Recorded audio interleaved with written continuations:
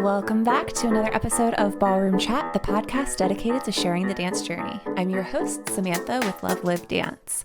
We have a very special end of year holiday edition to the podcast today with one of the OG supporters of Ballroom Chat.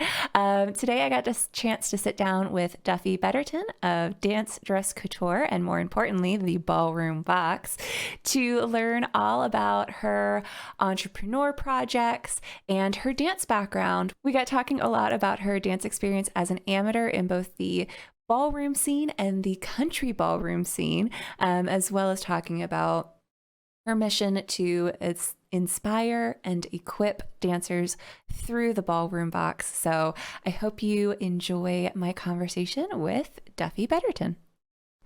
Well, thank you, Duffy, so much for being a guest on today's podcast. Thank you. I feel honored.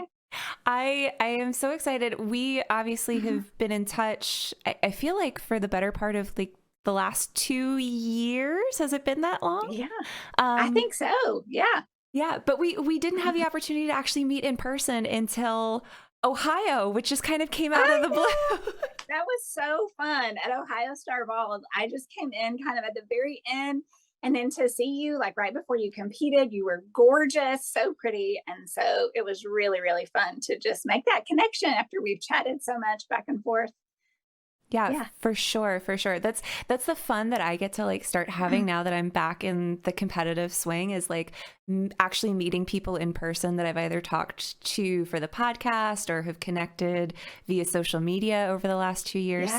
So it's nice to finally like be able to give people hugs and be like, oh my gosh, it's so nice to see you. Yes. I love that about competitions and just the whole dance thing. We always say like dance is about community and connection, and that's it, right? Like Yeah. when you go to an event, showcase or competition or whatever, just to be able to connect with your dance family. And then over the last couple of years with all the craziness, connecting with people digitally and then being able to reconnect with them over the last year or two has been really, really fun. For sure, for sure. So, our listeners hopefully are starting to make the connection as we're talking that you are the beautiful soul behind the Ballroom Box subscription box. Big early supporter of the podcast. Thank you so much for that. But you also have Dance Dress Couture, and you yourself are a dancer. Imagine that, folks. Yes. So I'm going to start you off the same way that I start everybody, which is how did you get into the dance industry, and what has your journey looked like thus far? Okay.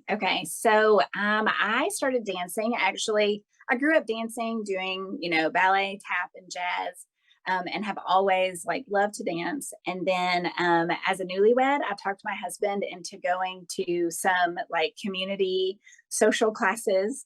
And he's a music guy, so he's actually pretty good, and so he enjoyed that. It was fun.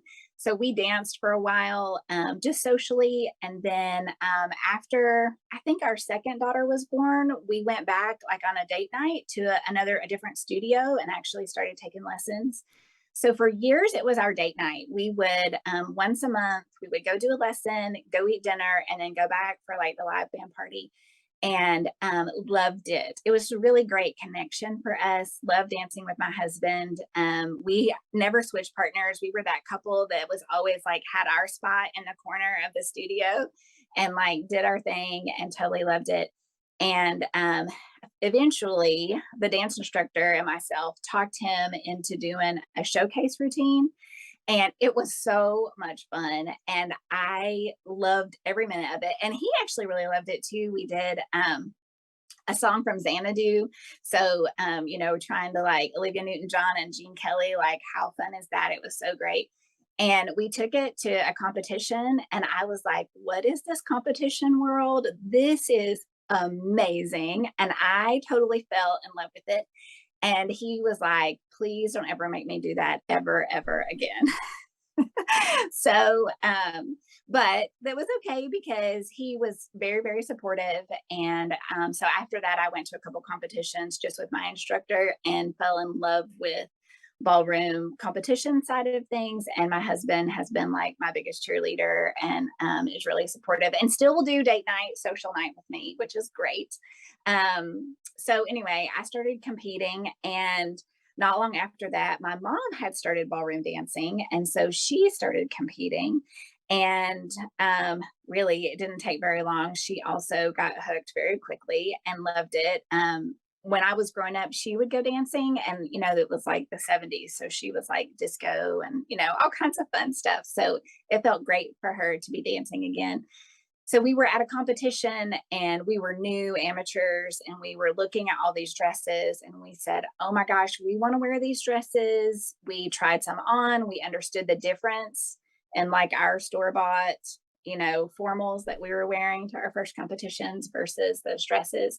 And so we were trying to figure out how, we want to wear these. And we had this studio full of friends who had tons of dresses. And so my background was website design.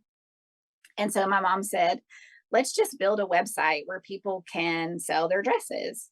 So I was like, sure, I have time to do that. I have 3 small kids, and yeah, I can, no problem. Let me just add that to my plate. So anyway, we built a website, and then we had an event, and all of our friends brought their dresses, and they said, here, just sell them for us. And we were like, no, no, no, you're going to take them home, and we'll let you know when somebody's interested in your dress. Right. And they were like, no, no, no, you just keep it. So anyway, we were like, well, let's go to an event. So we went to an event, and then we discovered that not only did we love competing as ballroom dancers, but we also actually love vending as ballroom dancers, because we loved the people. We loved helping new dancers find that perfect dress that they come out of the dressing room and they spin and twirl and they go, oh, I feel pretty. I want to dance in this. And so, over time that just kind of grew. We kept going to competitions. Our inventory grew. We opened a shop in February of 2020, which was not a great time to open any kind of retail shop, but the ballroom industry shut down completely in March, obviously. And so we, stayed in touch with our people as much as we could. We had been traveling to events for a couple of years at that point. And I had this idea of the Ballroom Box before before COVID came and before everything shifted, but I hadn't really had the time to like just dive into it and really do it. But what gave me the idea for a subscription box for ballroom dancers was I love getting mail. I love getting packages, and I love packaging things up and shipping them and sending, gifts to people and stuff like that. And so one day I had gotten a like FabFitFun box, and I was like, there's so many things from being vendors in the dance industry that we have people come up and ask us for all the time at events. Do you have lashes? Do you have, safety pins? Just all the random little things, right? We're vendors and we love our people. So we have this little thing called our Black Betty that's full of all these tools, right? So anyway, we've just built this long list of things that dancers need. And we also hear a lot of new competitors say, gosh, I wish I knew ... Mm-hmm. how to do my hair. I wish I knew how to put on lashes. I wish I knew how to tan. I wish I knew, all these things before they get there. So anyway, all of those things just kind of married together. And then that spring of 2020, I just dove into the subscription box idea and said, all right, let's do it. And so we launched that summer with the Ballroom Box. And so we decided to do a quarterly subscription, and it is always things that are just designed for ballroom dancers. So it is my little baby, and I love it so much. I love shopping for it. I love getting all of the boxes in. I love packing it. I love when people video and post, and they're opening the box and they're like, oh my gosh, I didn't even know I needed packing cubes, but this is so perfect. Thank you for showing me how to pack my dresses. Or, there's just so many fun things that it's just been so much fun to develop and come up with it and share it. For sure, for sure. So, There's so much that I want to chat with you about. I'm so sorry. I talked way too much. No. I love it. I love it.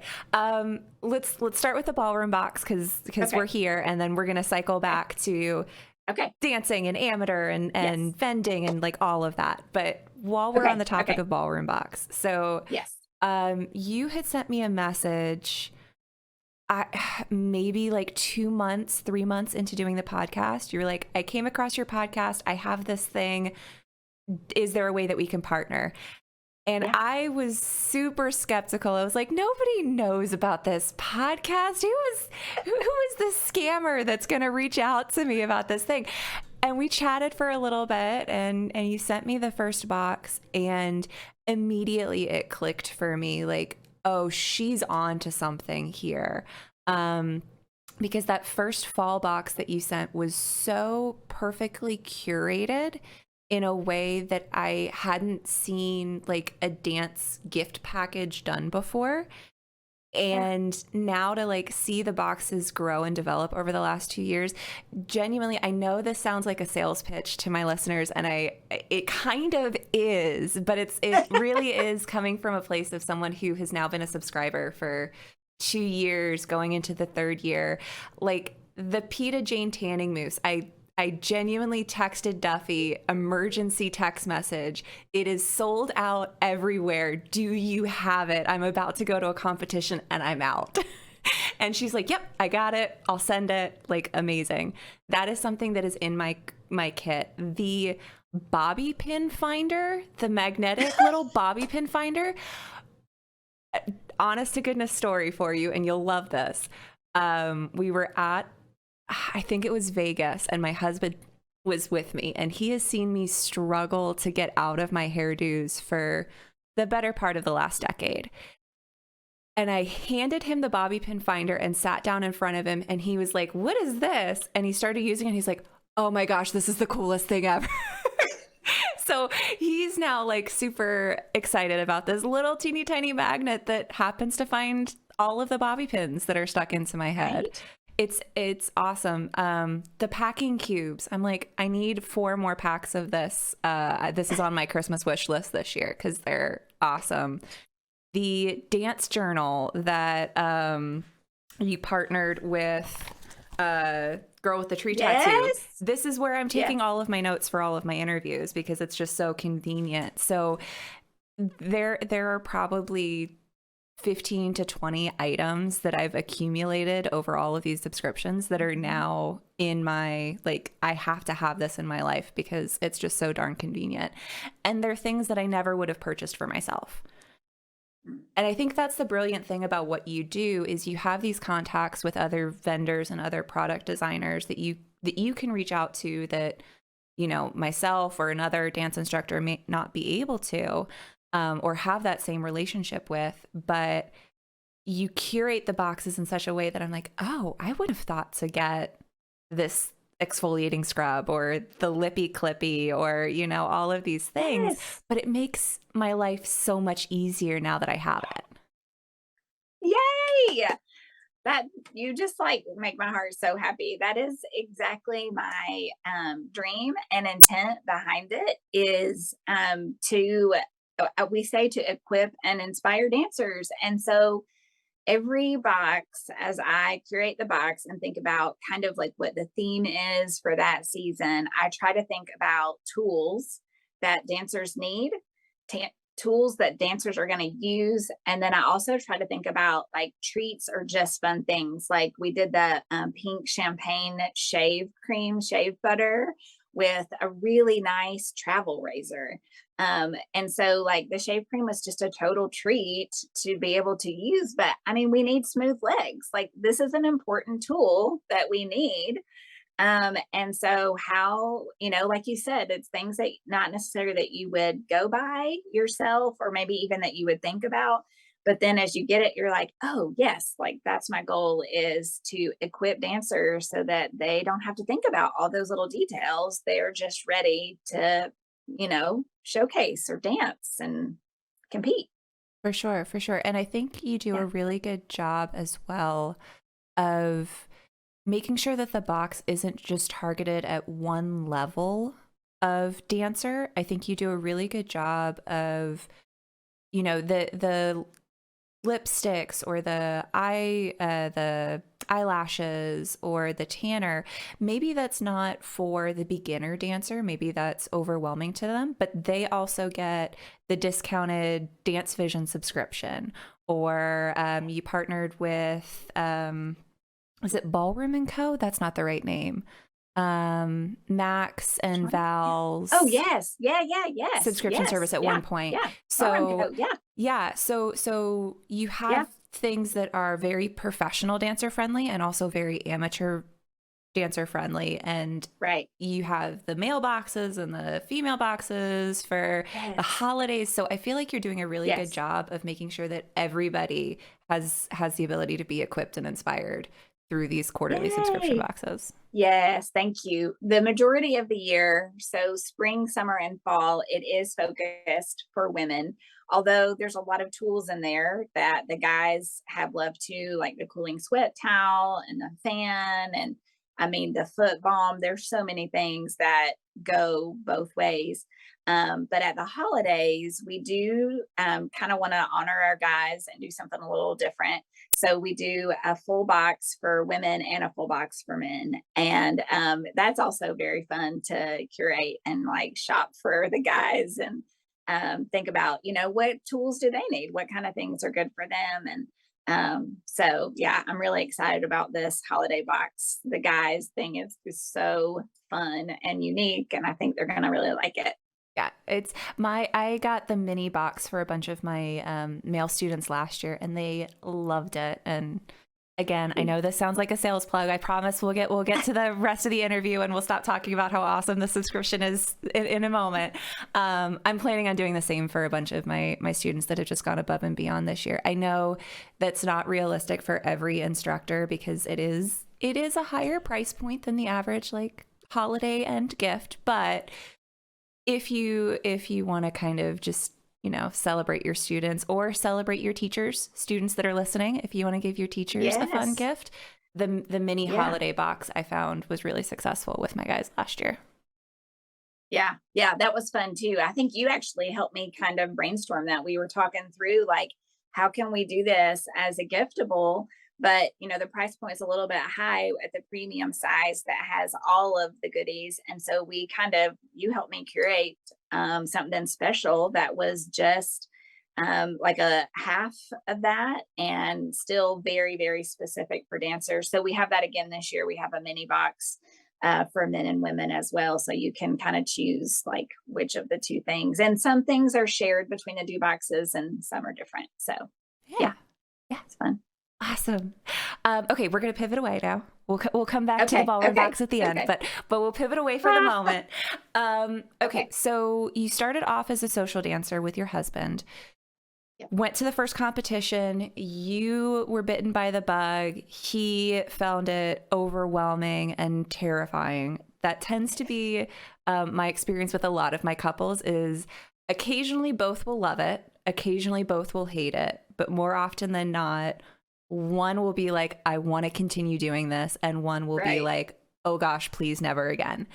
So how, as a student then, do you navigate personal relationship with your husband and picking up this now pro-am relationship with your instructor so that you can continue to compete and your husband doesn't feel, pressured into doing something that Yeah. he's not comfortable with?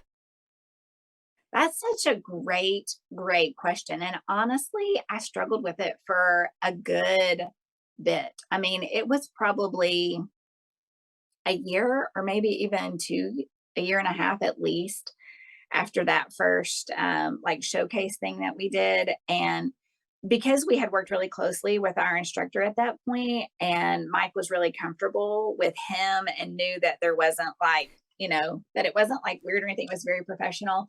I think that probably helped a lot. And then one thing that I struggled with personally was as I started competing a couple of times, I felt myself improving and my dancing was improving. And so then date nights, I would kind of be like, I know more.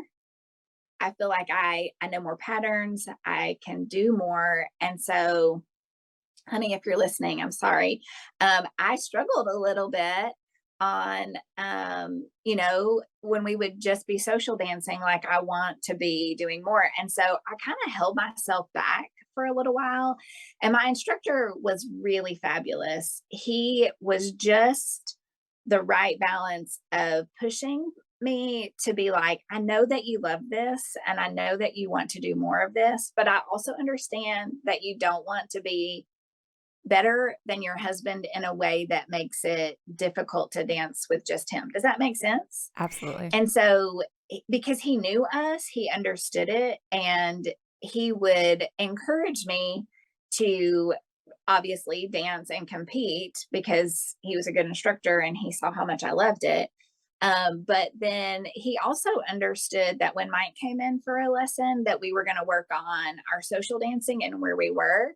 And he just really helped me and like encouraged me to be like, okay, when you're on your date night, when you're social dancing with your husband, don't be thinking about all of the other patterns that you know or how you should be dancing like you if you were at a competition. Enjoy the company of your spouse and just stay connected there. Does that make sense? So, yeah, kudos to Jeremy. He just really helped me kind of walk through that. But it was a journey. It was a little bit because for a while I was like, no, I don't want to get better. And I was like, wait a minute. Oh, I do want to get better. I do love this. And I had to do like a really heart to heart check in with my husband and be like, are you really okay with me, competing and doing this? And I think he saw my joy and he saw how much I loved it. And so, he's a good hubby. So he encouraged me, to keep going. And you just have to shift gears, like what's my purpose dancing here and what's my purpose dancing there, kind of. Yeah, So I love that idea of what is your purpose in this moment, right? Is it to show all of your tools, all of your tricks, all of your technique, or is it to just enjoy the moment and kind of have fun with it? And it can yeah, be both simultaneously, and it can just be one or the other, right? Like we can have fun and enjoy the moment and still have high level technique and do high tricks and all of that. We can also just say, okay, I'm not going to worry about getting the technique 100%. I'm going to have a more cuddly hold and a more loose hold yeah, because I want to be snuggly with my person. So, you right. know, um, I like that. And I love the fact that you had a very supportive and understanding instructor too, to kind of help guide you through that and kind of take it at your pace. Cause it is tough when we're talking about amateur couples that may have different goals and different wants and different needs Right. to balance that. And as an instructor, you always want to like push your students to their highest potential, but sometimes you have to understand that there are other things at play. You know, real life Right. happens occasionally. Yes. Yes. Yeah. Were you focused on a particular style of ballroom dance at the time when you were competing, or were you dancing a little bit of everything? So when I first started, I was doing smooth and rhythm. And so, yeah, just kind of concentrated in both of those and just mostly did local competitions. And actually, the dresses, traveling with Dance Dress Couture and going to different events, we started meeting, other teachers and studios and really kind of opened our eyes to other experiences. So we were I started with NDCA and local competitions and dancing smooth and rhythm and loved it. And in the midst of that, we started going to USA competitions with the dresses, and also loved the AMM world, and got to know or have gotten to know a lot of other like competition owners and professionals and amateurs. And then also we discovered the country dance world. So that is actually where I'm competing currently is in country. I was doing ballroom until this year. I kind of set a goal for myself. And in order to meet that goal, I needed to kind of put all of my lesson and competition money into one basket because it was too divided to really be able to focus and do well. And I set some goals for where I want to be at the end of this year. And so this year I've just competed in country. So we still get to wear all the beautiful blingy dresses. We have special boots, and the guys wear hats. And it's a totally different environment, but the competition is still pretty fierce. Awesome. So I want to totally hear your side of the country ballroom world because I've seen it, but I have not yet participated in it, and I am so Okay. curious about it. So is that through, and I'm going to get this acronym wrong, You UCWDC? did it. Yes, that's right. That's right. So there's actually two kind of organizations in the United States, UCWDC and also ACDA. Are the two like big country organizations. They're very similar. In both areas, you have 8 dances. And so four smooth, four rhythm, kind of sort of. West Coast is one of those that's like smooth. Is this smooth or is this rhythm? But the West Coast is very Westy style, very, very Westy style, not as much ballroom. So the from my perspective, the things that I see that are a little bit different in the country world is that the atmosphere is a little bit more casual as far as the competition room is considered. Like there's not as many big lights. There's not as the production maybe isn't as big at a ballroom competition, but there is so much camaraderie. Like all the people know all the people, and everybody is friends and laughing and having a good time together. And people come just to watch and support their friends. I mean, they do in ballroom too. But it's a little bit of a different feel. Everybody's on the sidelines as you're getting ready to go on. You're on deck, and everybody's laughing and having a good time together. And there's social dancing until wee hours in the morning, and it's a big deal. Everybody social dances. The social dancing doesn't start till sometimes 10 or 11 and goes till the DJ finally is done playing music at like 2 or 3 sometimes. And then there are also workshops all day long at the country events. So it's a really great place for kind of all levels of dancers because they have workshops all day long. So a day that you're not competing, you can go and take a workshop from a professional, industry leader who is just amazing in any of the different styles. So, waltz, nightclub, two-step, West Coast, I mean, all the different dances. There's workshops, and so they just really encourage that. And then you can also, work with a coach or an instructor directly. Another thing that's kind of interesting that's very different is that um, the judges are approachable. So very different. So you wouldn't approach them obviously during a session or before your session. But if you go back and you look at your marks after an event and you have a question and you're like, what can I improve on in that? My experience has been that the majority of the judges that I've gone back and said, okay, I see that I got this mark and I'm really curious about how to move this up to the next level. They're like, oh, well, this is what I saw in your dancing, and here are some ways that you could improve that. And sometimes you see that in the ballroom world as well, but I feel like it's not as common. And definitely more so in country. But I will say that the competition is still very fierce. Like there are a lot of women in my category, and there's age groups, and the divisions are all different.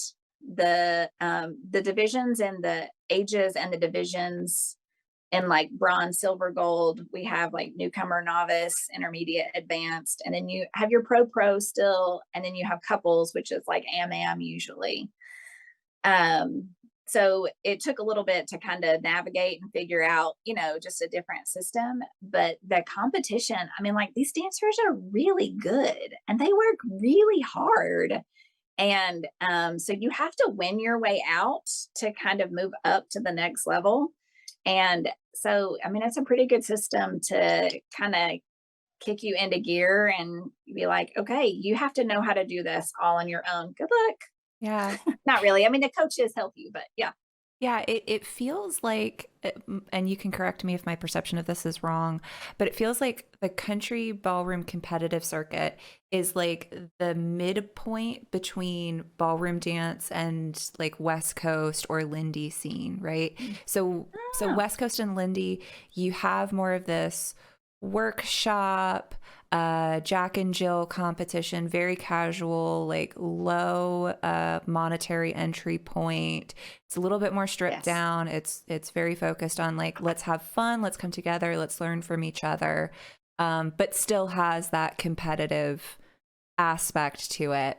Yeah. Ballroom dance competition is competition, and there are very strict rules, and the judges are approachable occasionally, but you're not really supposed to approach them during the comp. You're supposed to approach them the day after. It Right. gets a little murky. High financial barrier to entry. You have to have the look and the presentation, and it's very structured, and there is a sense of camaraderie and friendship, but also people are like laser focused on what they need to Yes. accomplish on the dance floor. Yes. And I feel like country kind of takes the best of both, where when you're on the Yeah. dance floor, like the expectation is you are going to do your best and show us what you have, and you are out there to compete. But we're going to be fun about it in the ballroom, and we're going to have, we're going to cheer for you, and we're going to have workshops, and maybe a little bit lower financial costs somewhere in the Yeah. middle. Yeah. I think you're right. I think you're right. And there is even like usually after a day of competition is when they do the Jack and Jills. So they still do like West Coast and two-step Jack and Jills. And some of the competitions are even on like the Westie circuit for those. Yeah, it is kind of like you said, it's kind of like a middle. It's not as expensive to compete, and really, you're limited on how many heats you could do. Like you could never do 50 in your division and style because there aren't that many opportunities. Does that make sense? Like Yeah. yeah. So the financial output is less than what you would maybe do at a ballroom competition, a larger ballroom competition.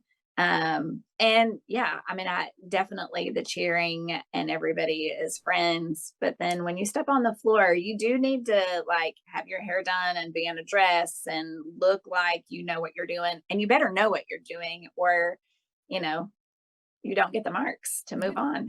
Yeah, yeah. How do you feel as an amateur, as a pro-am student? How do you feel about the system in both West Coast and in country about you have to get points in order to get out of your division? Because in ballroom, it's really up to the instructor until a certain Yeah. point whether or not you progress from bronze to silver or from silver to gold.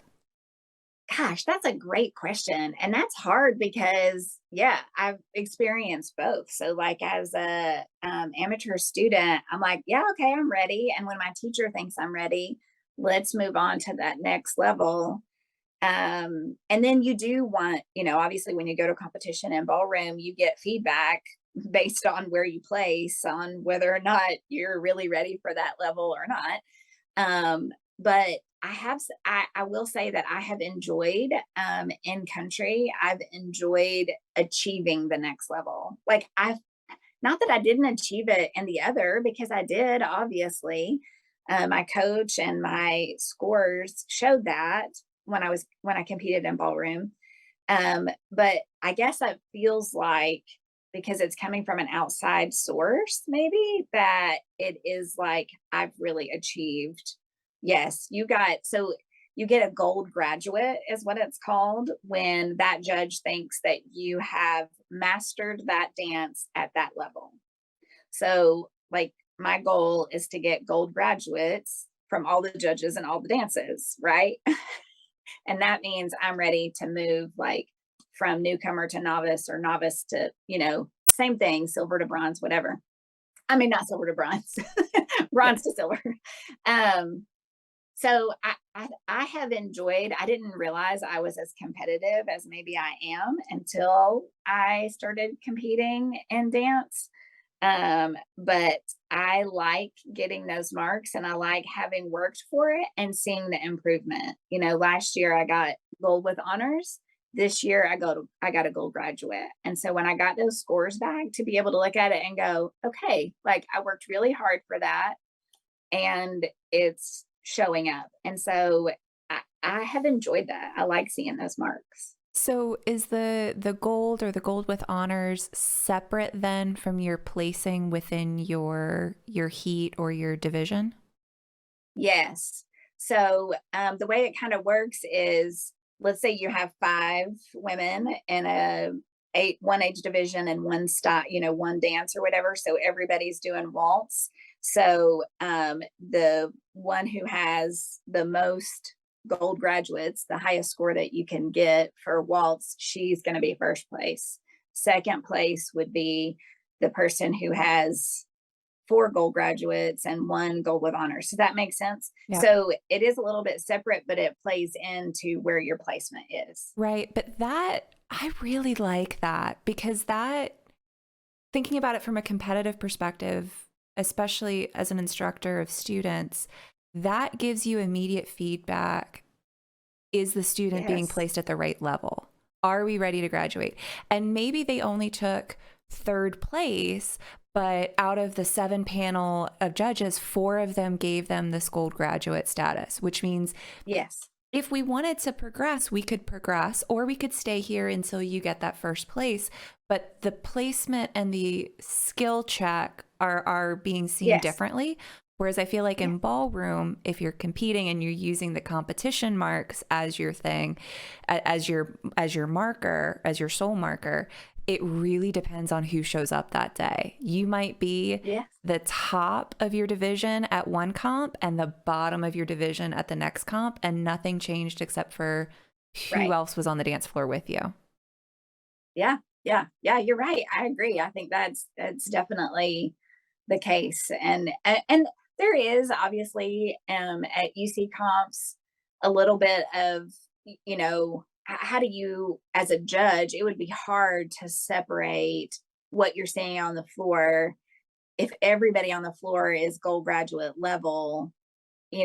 So I mean, who shows up does play into it, obviously, a little bit. It's a subjective thing, right? I mean, when it comes down to it, but the whole idea of the judging is that they're looking at, have you mastered that dance at that level? And so that's what they're basing it on. Yeah. So yeah, I like good. that. I want to dial back just for a second. You mentioned that there were 8 dances that you were competing in. So I'm going to go through the list that's in my head, and then you can fill in the gaps. Okay. Waltz. Yep. 2-step. Yes. Triple 2. Yes. Nightclub 2-step. Yep. West Coast. Yes. Cha-cha. Rumba. East Coast. East Coast. And polka. Polka. That's where polka's living these days. You thought it was gone, didn't you? I love the idea of polka. I thoroughly enjoy dancing bad polka. And I like to point out to people that the King and I, they're doing a polka, not a Viennese waltz. Oh, good one. But I've never competed in polka. How is that? How does that feel? It's really fun, actually. And it's very high energy. And 3 polkas back to back is murder. So, and every time I sign up to do it, and then I get to the event and I see that those heats are all back to back, I was like, why did I do that again? Like, I could have chosen to only do 1 or 2 polkas, but when you're signing up, you think, yeah, I could do it. And, hopefully there's enough people at a competition that there'll be some heats in between so you can breathe. Because 3 polkas back to back. And it's usually at the end right before East Coast. And so you have like polka, and then East Coast. Like, so you have to do some cardio to prep. That's But that's it's really fun, actually. Polka is a pretty fun dance. yeah, that's the one thing that I appreciate about most competitions is because we've got these, 5 dance or 4 dance slates with the different divisions. You know that Viennese waltz is going to be the last dance that you have to do in smooth, or you have Viennese waltz and then you have foxtrot to like give yourself a breather before quick step if you're doing standard. You have Right. jive is balanced away from samba, so you have a Yes. little bit of breath. You have East Coast into bolero before you have to worry about mambo, so Right. we can kind of Yeah. space out the And cardio. this year in country, they changed the order of the dances. And so the way that they changed it, you kind of do your smooth first. So it's like waltz, nightclub, triple two, West Coast is kind of like the oddball. And then two step, cha cha, polka, and East Coast.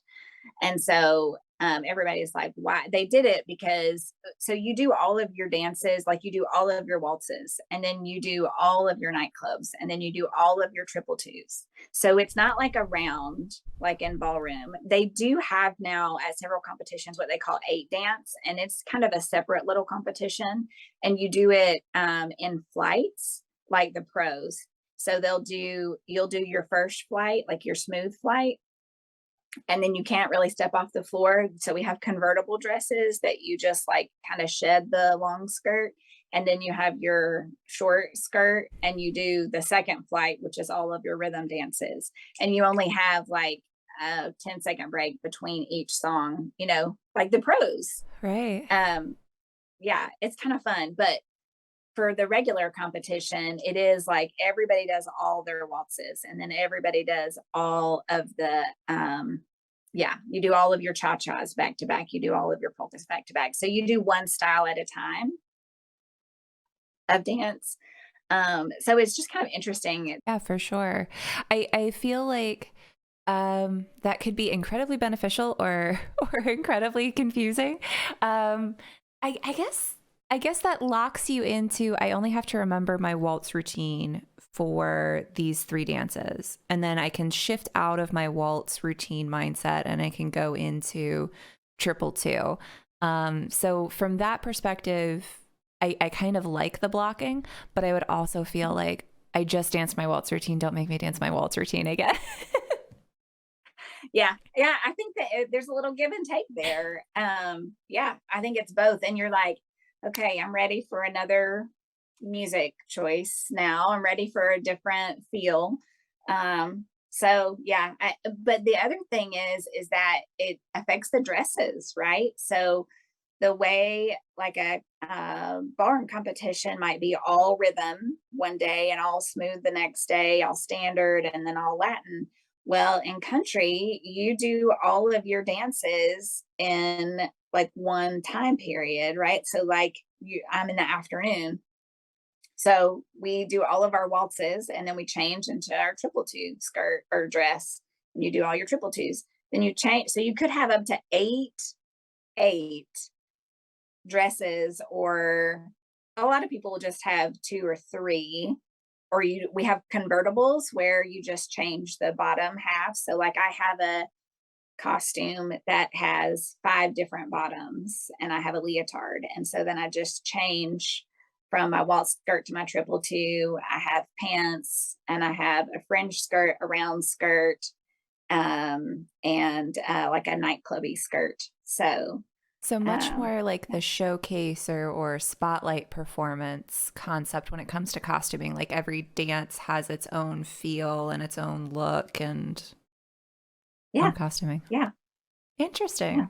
Interesting. yeah. I feel like that's kind of a good transition point to talk about Okay. Dance Dress Couture. So you mentioned in the beginning that it kind of just came out of we love seeing these dresses. We want to be able to dance in these dresses.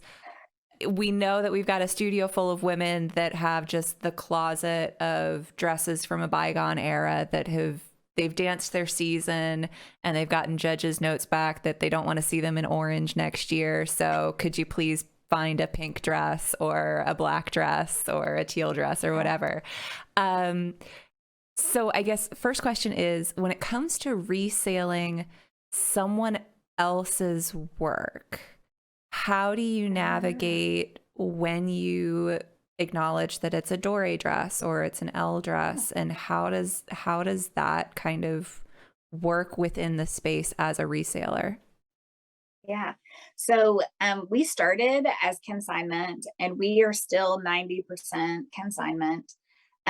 We offer all levels of dresses, but we really do kind of concentrate on the higher end designer dresses for several reasons. The biggest reason is that they're the best quality. They're the best prepared to for a dance journey. And so we kind of educated ourselves on who the best designers were. And those are the dresses that we kind of, go after, seek, or actually, I mean, people bring them to us all the time. We get new dresses in monthly from people who've either found us online or find us at a competition. And, sometimes people get dresses and they wear it for a competition. They may wear it for a whole season. We actually have several dresses that are new that somebody ordered and then they got it and decided that they weren't going to wear it, or unfortunately something happened. It's happened in their family or their health and they can't wear it anymore. So we have several new dresses from designers, even though they're on consignment. And so we enjoy working directly with designers as well sometimes. And it is interesting. So there are some competitions where people will come up and they'll be like, "Oh, your consignment, I'm not interested." But then they'll go next door to a designer who also has consignment because they've traded in dresses for somebody and buy a consignment dress there. And so we're like, we're kind of the same thing, but that's okay. Yeah. That's totally fine. Maybe we're not your people, and that's all right. There are a lot of competitors out there who want to wear these beautiful, expensive dresses, but can't afford $6,000 or $7,000 for a brand new dress. And so we're able to come in and kind of meet those competitors and those dancers at a place that fits them. And there's a lot of dancers out there at all the levels and also all the sizes. And so we really enjoy carrying all the sizes, tiny, short to tall, long, all different shapes. I mean, as women, we come in all different shapes and they're all beautiful on the floor and they can move gorgeously. And so when somebody comes in this morning, I had somebody come in and try on a couple dresses, and things that cupped around her belly didn't feel good. So to be able to say, okay, I have this other dress and I know it might not be the exact right color, but let's just try it on so we get a feel for the style.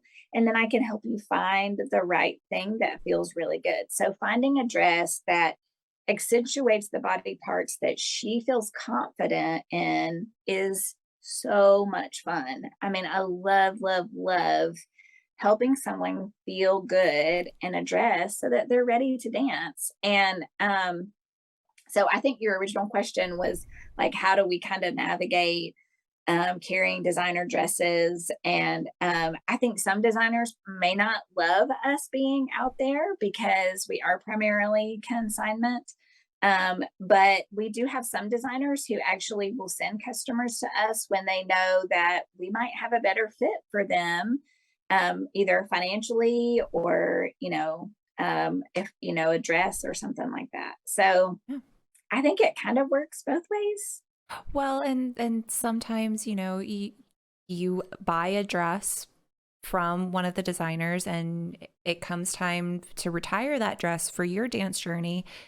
Maybe that designer isn't in the resale business, or the Right. dresses, passed hands so many times by the time it comes to you that they're like, that dress I made a decade ago, it's been on 5 of my dancers. I can't put it back in my store. So having, an option or an avenue to find to give that dress another life past you, I think is fantastic. Well, and the thing is, I mean, like I was saying before, the quality of these dresses, I mean, the fabrics, the stones, they're made to dance in. They're Hmm. made to do sport in. Hmm. They're nice dresses. And so it's a shame for them to be hanging in someone's closet and not being used when there are so many dancers out there who are looking for that dress that feels great on their body. So we do a lot of alterations. We have a couple of wonderful seamstresses who we will come in and we'll say, can you make this waltz dress a rhythm dress? Or can you add this? Or can you put mesh in the back of this? Or add sleeves? Or take these sleeves off? Or restone this? Or, whatever. So it's kind of fun to kind of navigate that and help somebody find, the thing that feels right for them. Well, and the fact that you offer that in-house is such a huge boon, I feel like, because that's definitely one of the things that I've run into in the past is I've seen a dress online or I've walked through the vendor area and I've seen a dress and I've gone, oh, that's cute, but I wish it was. And then immediately my brain goes, okay, you're not going to spend $4,000 on a dress that you don't love and then have to hunt for a seamstress and cross your fingers Right. that they're able to do that, put sleeves in or Right. take sleeves off. And what is that going to do to the dress? So the fact that somebody can walk in and be like, okay, I do love that dress, but it needs to be cinched in here, or the skirt, can we chop the Yeah. skirt? I think that's a huge help to your customers and makes those dresses a lot more accessible for sure. Yeah. Yeah. Definitely. Yeah. It's fun too. You get to be creative and dive in. And we've talked like, do we start designing our own dresses? We've been in the market long enough that we kind of have an idea. But honestly, we were like, you know what? We're going to stay in our lane. This is where we're at. This is what we've been good at. And then we added menswear. So about, I guess, 2019, we started adding some menswear. And because a lot of competitions are smaller and don't have anything for the guys, nothing. Yeah. So they show up and if they forget their pants, they're just out of luck, which you would be surprised at how many men forget their pants and show up at a competition. I definitely So, don't know anyone's professional partner that has been wearing a dress shirt for the last two competitions, because none of the competitions that we've been going to have male vendors. Definitely don't know anyone that would be in that situation.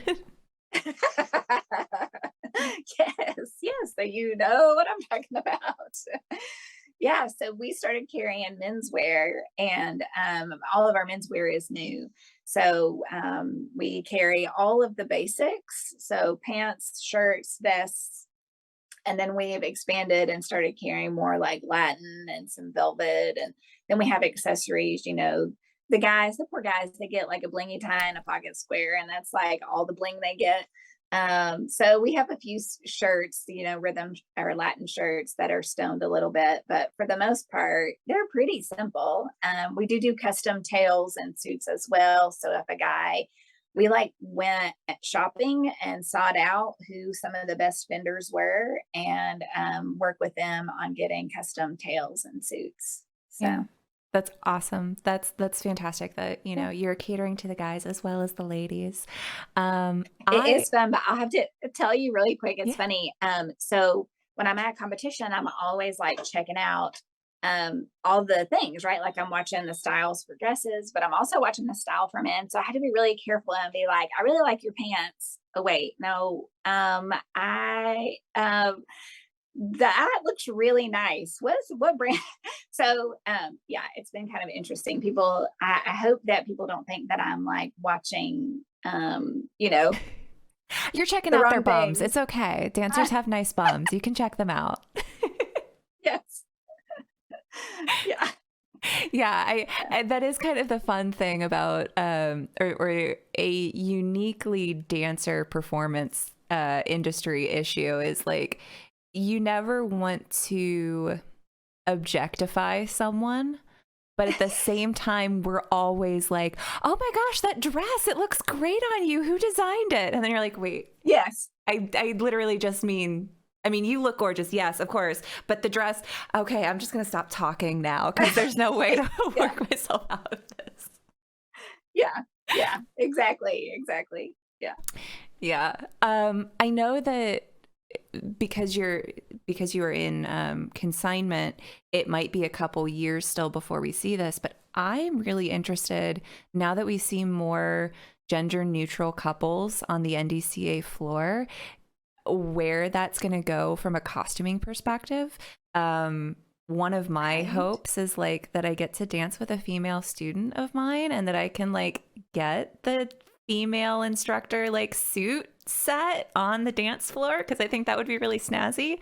I've seen a couple female instructors that are in like very nice practice shirts and like dress pants when they're teaching their Yes. students. The Yes. guys are getting really fun with their costuming and their outfits. So it'll be interested to I will be interested to hear from you when you start to get some of those Yeah. pieces in, how they That is look. going to be interesting. I've been watching as well, and then just watching. Like we started carrying practice wear in our shop, and then we have some practice pants for women that actually some teachers are getting for competing to dance with their, female students. And I just picked up this really great pair of velvet pants that I can't wait for somebody to test out and see. They just look like they would be so much fun. And then, yeah, I'm keeping my eye out and shopping and thinking about those female teachers. What does that look like? How can you bling it up and, you know, Yeah, yeah. for So sure. it's fun. For sure. Well, I can't believe it's been an hour already. I feel like we could talk for another 5. Um, but we will go ahead and wrap it up here. So Okay. let's start with the basics. Where can people Okay. find you to either follow along with your personal dance journey or find out more about Dance Dress Couture or the Ballroom Box? Okay, so I'll start with the Ballroom Box. Ballroom Box is online. You can follow us on Facebook and Instagram just at Ballroom Box. The website is ballroombox.me. So the idea there is Ballroom Box me, like send me that box. I'm ready to get it. And we do have the quarterly subscription and at the holidays. Right now, use Ballroom Chat and the little checkout coupon code, and you get a special coupon, and that does apply to subscriptions and the holiday one time. You can order the one time gift for women and for men, and also the mini box. And then the website for Dance Dress Couture is dancedresscouture.com. Very simple and easy to get to. And we are on Facebook and Instagram at Dance Dress Couture. And then I'm on Facebook as Duffy. So Easy enough. And what is, because this episode is coming out just in time for all of our lovely holiday shoppers, when is the cutoff to get the holiday box or the mini holiday box shipped to you in time for Christmas? yes, the cutoff is December 18th. So we will ship the majority of the boxes actually right before that, probably the 16th or 17th. And you might be able to edge it out 19th or 20th, but that's kind of the point. And I'll kind of, for those of you who are watching, the box will have a bow on the front instead of our regular box actually shows like the big Ballroom Box logo. That the holiday box is packaged like a gift so that it looks like you're receiving a nice little gift when you get it. And it'll come shipped in a poly bag mailer so that if you're buying it and it's a secret, the people in your life don't have to know what they're getting before they get it. But one other thing about the box is that we do keep all of the contents for each season a surprise until after the boxes have all been shipped. And then we do a full reveal. We do a sneak peek. So the sneak peek for the holiday box is already out. And every season, you can go on our website and see a sneak peek of one item. But usually there's 6 to 8 items in every box. So you don't know what you're going to get until you get to open it. Yep. It makes it feel like Christmas morning 4 times a year, which is fun. And I love the fact that it's got a little bow because a lot of us are gifting them, and then we don't have to find our wrapping paper or tape or anything else with it. It just takes No, care that's of right. itself. It's ready to go. Perfect. Well, thank you, Duffy, so much for being a guest on today's episode. Yes, thank you. I really do feel honored. I was searching a couple years ago for more information about ballroom and competition and found your podcast. And I love listening to it. I love listening to all the different industry people that you pull in, teachers, professionals, competitors, marketing side of things, all kinds of fun things. So I feel really honored to like be a part of being on Ballroom Chat. Oh, thank you. Thank you. Yeah. Well, yeah. So for our listeners, go check her out. Support the podcast using Ballroom Chat. If you got the Ballroom Box, and yeah, give her some love. Thank you once again to Duffy for being not only an amazing guest on today's episode, but also a big supporter of the Ballroom Chat podcast. As we mentioned during the episode, if you are wanting to pick up one of their holiday boxes or pick up a subscription for yourself, you can use the code Ballroom Chat during checkout. Saves you a little bit on the price of your box, and it also helps support the podcast, which I really do appreciate. You can also find links to everything that we mentioned in the description box below. As always, I'm Samantha. I've been your host with Love.Live.Dance. You can find the Ballroom Chat podcast at Ballroom Chat on Instagram and Facebook. You can also become a supporter of the podcast either through the Ballroom Box or through Patreon. If you go to patreon.com/ballroomchat, you can support the podcast. We occasionally post behind the scenes content. We're trying to grow our patron page and some of our patron incentives there. So do check it out if you are so inclined. Non-monetary ways to support the podcast: make sure that you like and follow Ballroom Chat on all of the social media pages.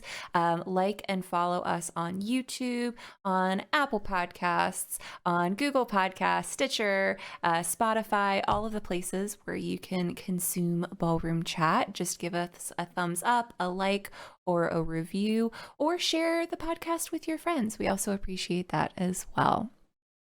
And as always, stay safe, stay positive, and we hope to see you dancing very soon, probably in 2023. It's the end of the year already. Bye, guys.